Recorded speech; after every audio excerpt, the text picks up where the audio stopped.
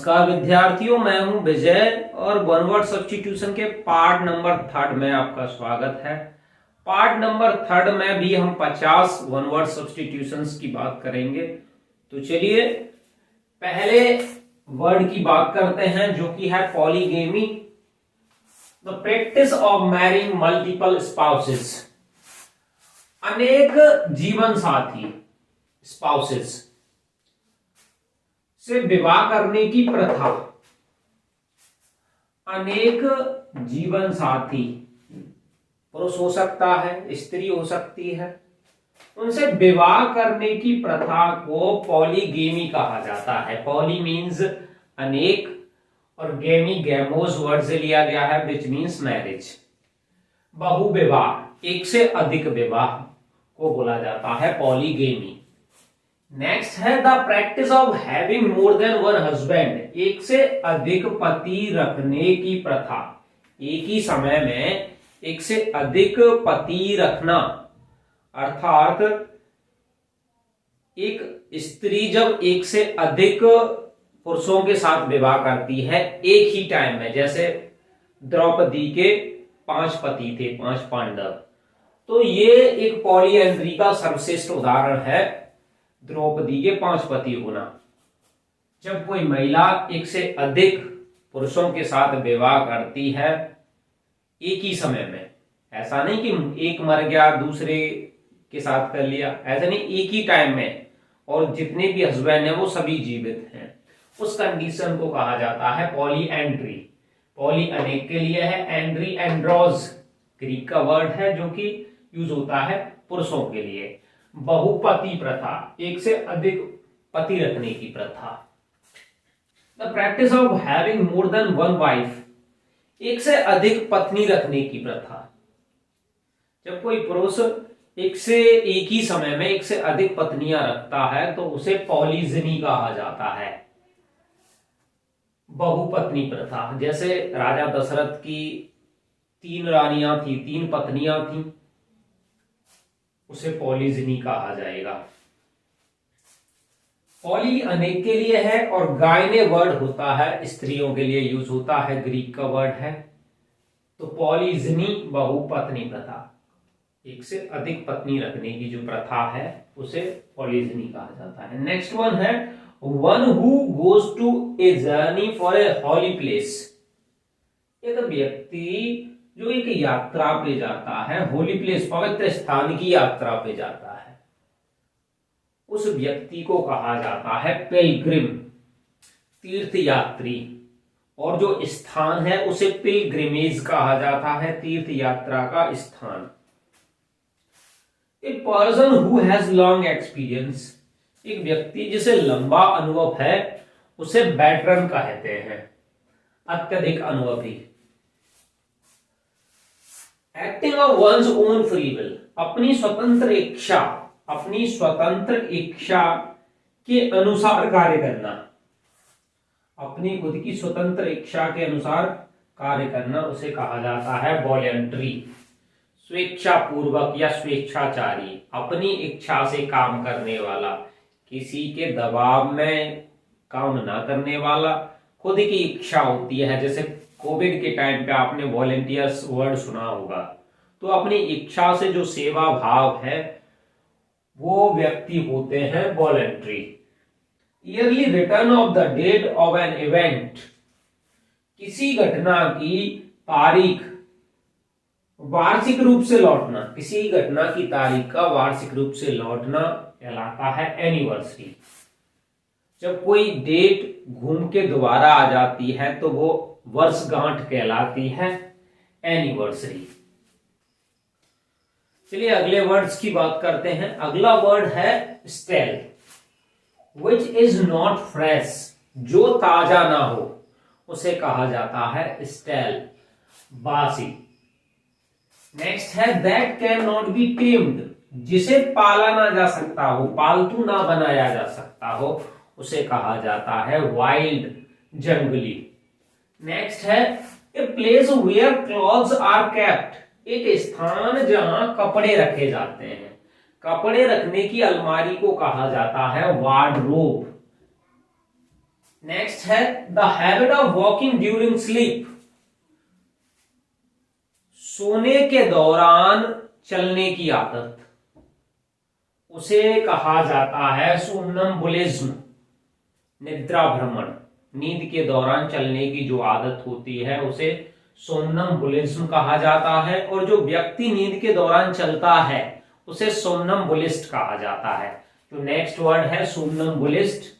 A person who walks during sleep, एक व्यक्ति जो नींद के दौरान चलता है, नींद में चलता है, नींद में चलने की आदत है, उसे कहा जाता है सोमनम्बुलिस्ट, निद्राचारी, निद्रा भ्रमण करने वाला। नेक्स्ट है वन हु हेट्स वुमेन, एक व्यक्ति जो स्त्री से घृणा करता है, या one who believes that man are much better than women, एक व्यक्ति जो विश्वास करता है कि पुरुष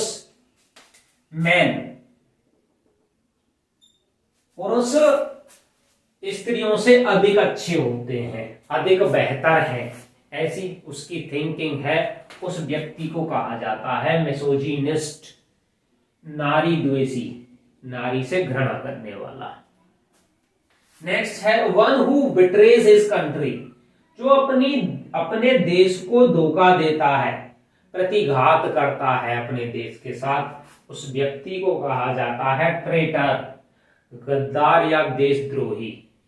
नेक्स्ट है ए person who lends money at A high rate of interest, एक व्यक्ति जो पैसा उधार देता है, lends money at A high rate of interest, ब्याज की एक ऊंची दर पे, ऊंची ब्याज की दर पे जो पैसा उधार देता है उस व्यक्ति को कहा जाता है यूजरर, सूदखोर, जो ज्यादा ब्याज खाता है। चलिए नेक्स्ट वर्ड की बात करते हैं। नेक्स्ट वर्ड है one who totally abstains from alcoholic liquor, एक व्यक्ति जो पूर्ण रूप से एल्कोहलिक लिकर, मादक द्रव्य, शराब इत्यादि जिनमें अल्कोहल होता है, उन चीजों से बचता है। एक व्यक्ति जो मादक पेय से बचता है उसे कहा जाता है टीटोटलर, टीटोटलर मद त्यागी, शराब ना पीने वाला, मादक द्रव्यों का पान ना करने वाला। नेक्स्ट है a decision taken with the consent of all members, या ऑफ वन माइंड और ओपिनियन, एक निर्णय जो सभी सदस्यों की सहमति से, कॉन्सेंट से लिया गया है, एक ही मस्तिष्क या विचार वाला है, उसे कहा जाएगा यूनैनिमस, सर्वसम्मत या एकमत। नेक्स्ट है right to stop a law from being passed और a decision from being taken, किसी कानून को पास होने से रोकने का अधिकार, या किसी डिसीजन, निर्णय को लिए जाने से रोकने का अधिकार, या द पावर टू से नो, मना करने की जो शक्ति है, या किसी भी नियम कानून को पास होने से रोकने का जो अधिकार है उसे कहा जाता है वीटो, वीटो पावर। निषेधाधिकार, निषेध करने का अधिकार, मना करने का अधिकार कहा जाता है वीटो। नेक्स्ट है a women whose husband is dead, एक महिला, एक औरत जिसका पति मर चुका है उसे कहा जाएगा विडो, विधवा। और ए मैन,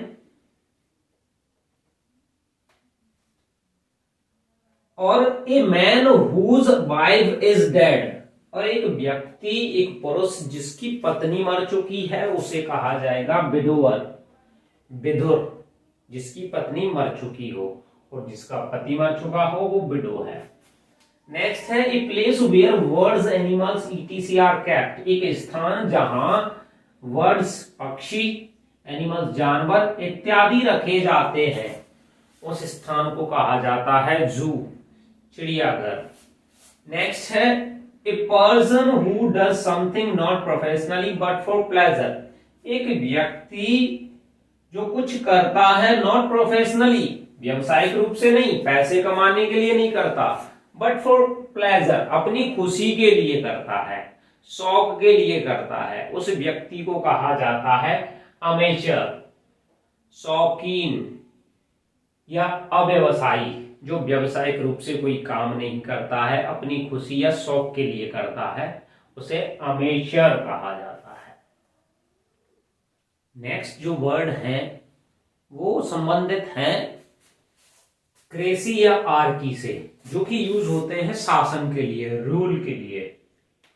तो चलिए बात करते हैं। पहला है autocracy, government by A ruler who has unlimited power, एक व्यक्ति की सरकार जिसके पास असीमित शक्ति है, अथाह शक्ति है, उस सरकार को कहा जाएगा ऑटोक्रेसी। एक व्यक्ति की सरकार है, एक व्यक्ति ही पूरी सरकार में शासन करता है, उसी की चलती है, उसे कहा जाता है ऑटोक्रेसी। उस सरकार को, उस व्यक्ति को कहा जाता है autocrat. A system of government in which people cast their votes to elect their government, सरकार का वह तंत्र जिसमें लोग अपनी सरकार चुनने के लिए अपनी वोट्स, अपने मत डालते हैं, कास्ट देयर वोट्स, अपनी वोट डालते हैं, या ए गवर्नमेंट ऑफ द पीपल, लोगों की सरकार, बाय द पीपल, लोगों के द्वारा, एंड फॉर द पीपल, और लोगों के लिए ही, जिसमें सरकार चुनने का काम लोग ही करते हैं, लोगों के हाथ में ही सत्ता होती है, सत्ता में किसे बिठाना है, किसे नहीं बिठाना, उस तंत्र को कहा जाता है डेमोक्रेसी, प्रजातंत्र या लोकतंत्र। गवर्नमेंट बाय द ऑफिशियल्स, अधिकारियों की जो सरकार होती है, ऐसी सरकार जिसमें आला अधिकारियों का शासन चलता है, उस सरकार को कहा जाता है ब्यूरोक्रेसी, अफसरशाही।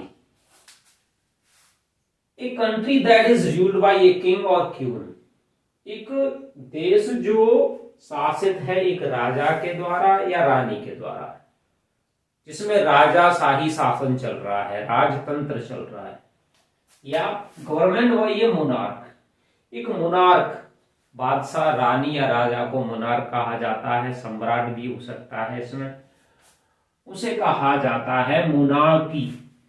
मोनार्की आर साइलेंट है इसमें, राजतंत्र या राजाशाही।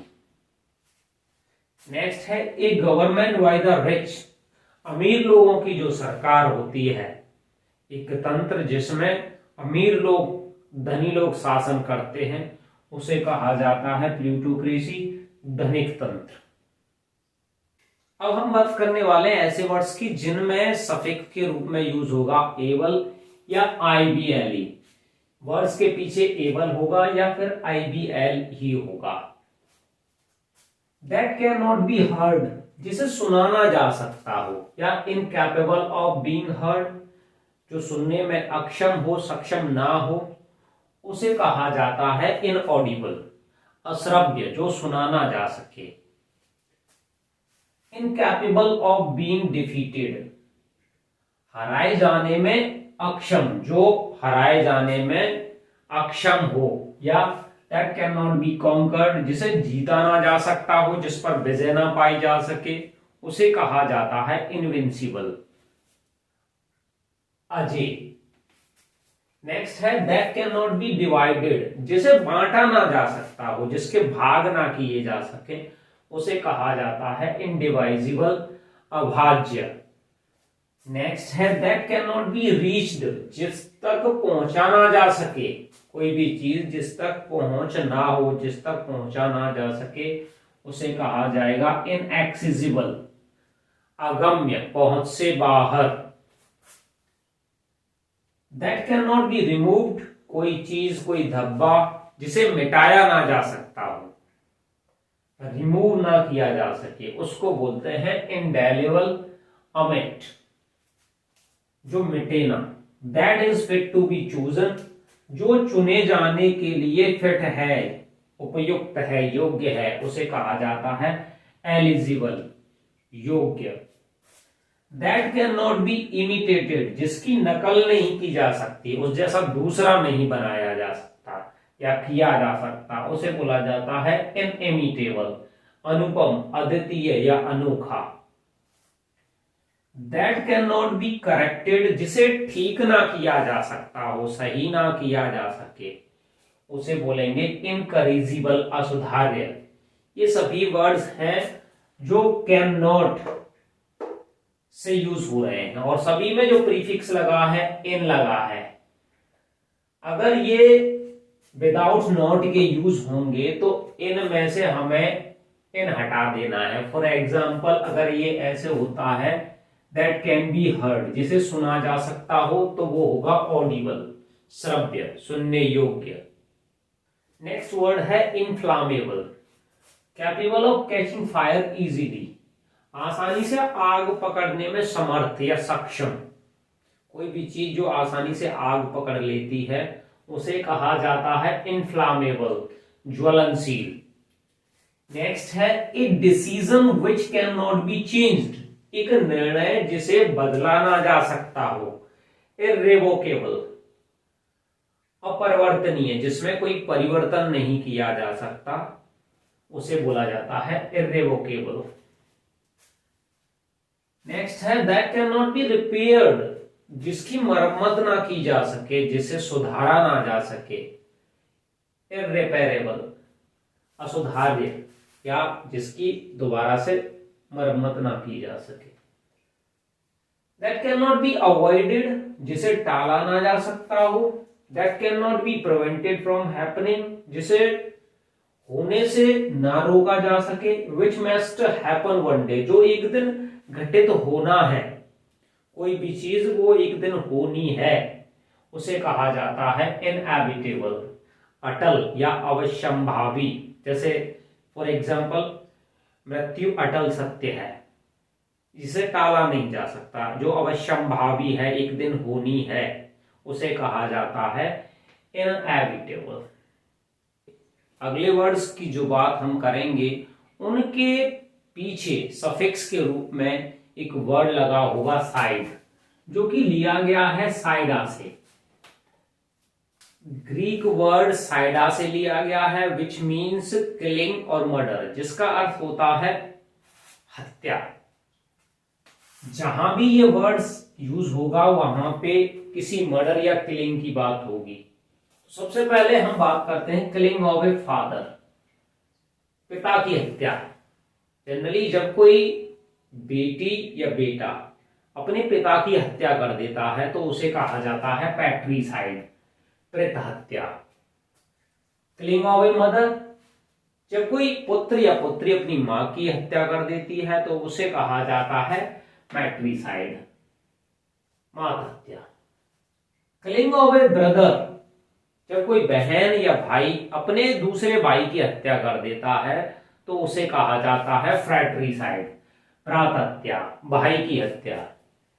किलिंग ऑफ ए सिस्टर, जब कोई भाई या दूसरी बहन अपनी बहन की हत्या कर देती है तो उसे सोरोरिसाइड कहा जाता है, बहन की हत्या।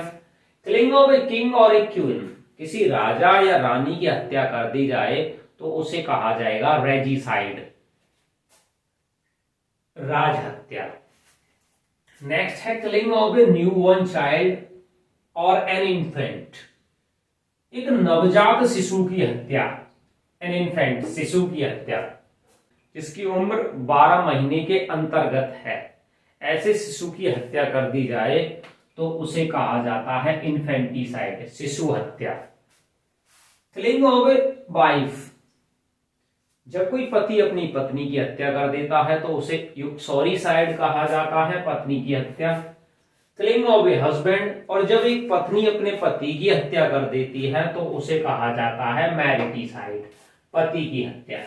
Killing of one's own self, जब कोई व्यक्ति अपनी खुद की हत्या कर लेता है तो उसे कहा जाता है सुसाइड, आत्महत्या। Killing of a human being specially by another, किसी मानव की हत्या विशेष रूप से दूसरे के द्वारा। जब कोई व्यक्ति दूसरे व्यक्ति को मार देता है, उनके बीच कोई रिलेशन नहीं है, जनरली जो मर्डर्स होते हैं वो सभी होमिसाइड होती हैं। होमिसाइड मानव हत्या। Killing of all the people of a race, religion, etc. Killing of all the people of a race, religion, etc. किसी प्रजाति या धर्म के लोगों की एक सामूहिक हत्या की जाए, बाय मास मर्डर, सामूहिक हत्या की जाए, उसे कहा जाता है जेनोसाइड, जनसंहार या नरसंहार। इस वीडियो के अंतर्गत हमने 50 वन वर्ड सब्स्टिट्यूशन कवर किए हैं। 3 पार्ट्स के अंतर्गत हमने 50 वर्ड्स की बात की है। यदि आपको लगे ये आपके लिए यूजफुल हैं तो कृपया चैनल सब्सक्राइब करें और वीडियो को लाइक करें। धन्यवाद।